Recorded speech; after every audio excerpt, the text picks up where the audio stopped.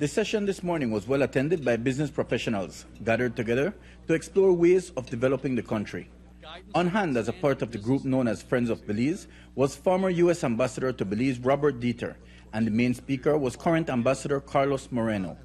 Moreno opened with a statement which will certainly please those on one side of the offshore drilling debate currently raging. Here in Belize, your patrimony, our legacy for the future, the very purity of our water and air, our livelihood from the bounties of the sea and the preservation of our forests, without any question, depends once again on a rule of law that is honest, fair, and consistent.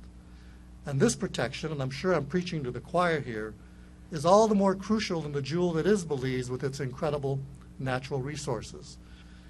Its coral reef, its protected forests, its diverse flora and fauna, and its ancient Mayan sites, all deserving of protection. And these protections are not only vital to the tourist industry here and the many jobs and investment opportunities presented there, but the basic preservation of the environment itself, its essential beauty, and its intimate relation to extreme climate variations is reason enough to afford and enforce those protections. Moreno's address really focused on the rule of law and its importance in a democratic developing country. He says that more than anything, the rule of law can be the great equalizer, leveling the playing field to give all persons a voice. But a truly effective rule of law allows the ordinary man or woman on the street, regardless of race, gender, national origin, or social status, could be a tenant, an employee, or a consumer, to take on the mightiest corporation or entity, private or governmental, to challenge an unfair business practice, an unconstitutional policy or procedure, or the taking of property, or the like.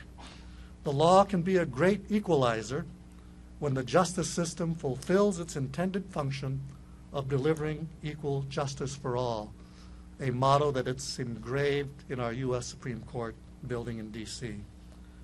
But what I have seen over the years is that the best, well-considered, and well-intentioned laws, if unexercised, will go unenforced and may as well cease to exist.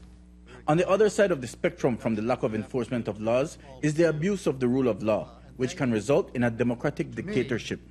Rule of law is much more than just political stability, because we know that there are many regimes where rule of law is so prevalent, so strong, and so strict that it leads to political repression and oppression.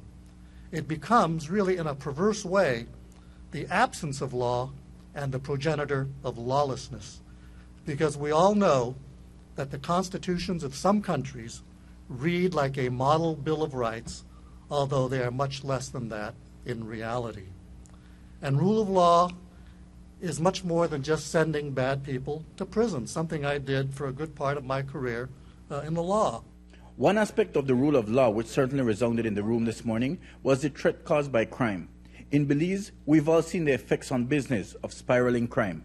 And it's beyond doubt that citizen security weighs quite heavily in the making of business investments and decisions.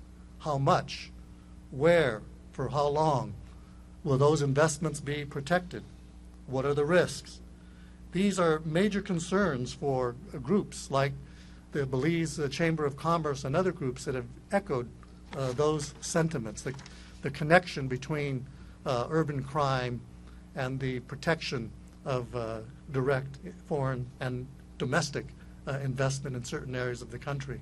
According to Moreno, the U.S. has and will continue to work with local organizations to enhance the rule of law in the country. Mike Rodon for News 5.